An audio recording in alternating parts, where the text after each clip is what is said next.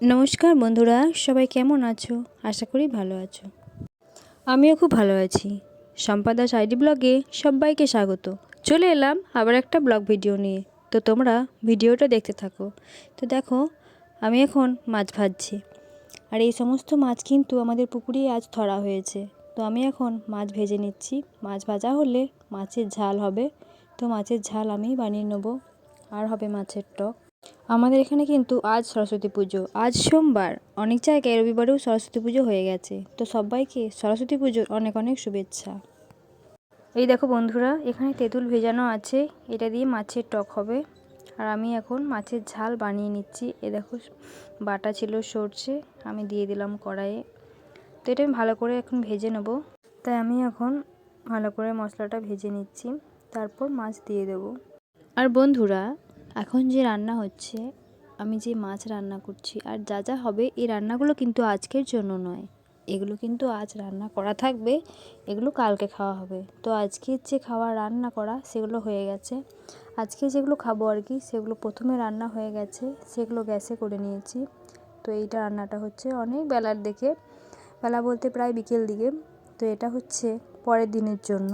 এই দেখো, আমার মাছের ঝাল হয়ে গেছে। মাছের টকও ফুটছে, দেখতেই পাচ্ছ। মাছের টক বসিয়ে দিয়েছি, মাছের টকও হয়ে গেছে।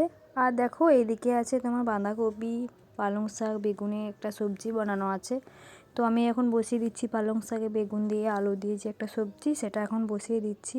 এখন ভালো করে একটু কষিয়ে নেবো, না কষলে তো ভালো লাগবে না, তাই একটু ভালো করে কষিয়ে নিচ্ছি। তো দেখো, আমার তরকারি কিন্তু হয়ে গেছে। এখন কড়াইয়ে বাঁধাকপি চাপানো হয়েছে। তো সেই ফাঁকে আমি এখন আমার বেটু জামা কাপড় যা ছিল সেগুলো একটু ভালো করে গোছ করে নিই। তো সেগুলো আমি এখন ভালো করে ভাঁজ করে রেখে দিচ্ছি। তো মাটির ঘরের বারান্দায় সারাদিন খুব রোদ থাকে। তো আমার বেটুকে নিয়ে সারাদিন এখানেই থাকি 4টে পর্যন্ত, তারপর ওই ঘরে যাই। তো আচ্ছা বন্ধুরা, তোমাদের একটা কথা বলা হয়নি।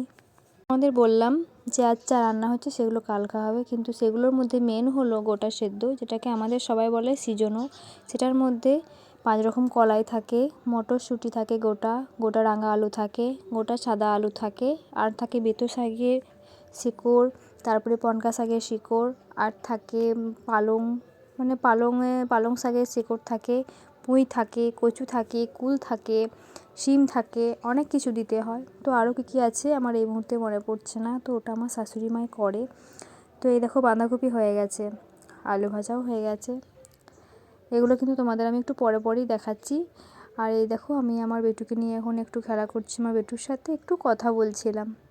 সারাদিন আমার মা এসছে, আর আমি তো এখন বাচ্চা নিয়ে সেরকম কিছু করতে পারি না, যতটুকু সম্ভব করি। তো সেই জন্য মাকে ডেকেছি, সেই জন্য এখন আমার মা এসছে, মা চলে যাবে সন্ধ্যের দিকে। আর দেখো, আমার কিন্তু এদিকে ভাতও হয়ে গেছে, ভাত নেমেছে। তো ভাত হবার পর শেষেই কিন্তু ওই সিজনোটা চাপানো হয়। আর সেই ফাঁকে আমি একটুখানি আমার বেটুকে নিয়ে ছবি তুলেছি, তো সেগুলোই তোমাদের সাথে শেয়ার করছি। এই দেখো। আর বন্ধুরা, আজ যা যা রান্না হবে, মাছ বাদ দিয়ে যা যা হবে, সব কিছু আগে ঠাকুরের জন্য তুলে নেওয়া হবে। মা ষষ্ঠীর জন্য একটা থালায় করে তুলে রেখে দেওয়া হবে ঠাকুরের কাছে, সেটা পরের দিন ঠাকুরের ভোগ হবে।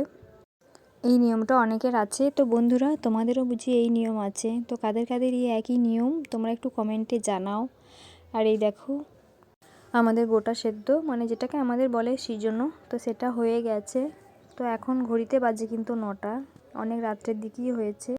আর এই গোটা সেদ্ধ মানে এই সিজনোটা সবার শেষে হয়। তো সব কিছু হয়ে যাবার পর হয় ভাত, তারপর হয় এই সিজনও। তাই সব হতে হতে রাত 9টা প্রায় বেজে গেছে। তো তোমাদের সাথে তো সেই দিনই শেয়ার করতে পারলাম না, তো এটা আমি দিচ্ছি তার পরের দিন। তো বন্ধুরা, আজ এই পর্যন্তই। তোমরা সবাই সুস্থ থেকো, ভালো থেকো। আমার ভিডিও যদি ভালো লাগে তোমাদের, তাহলে সবাই আমার পাশে থেকো। তো সবাইকে টাটা।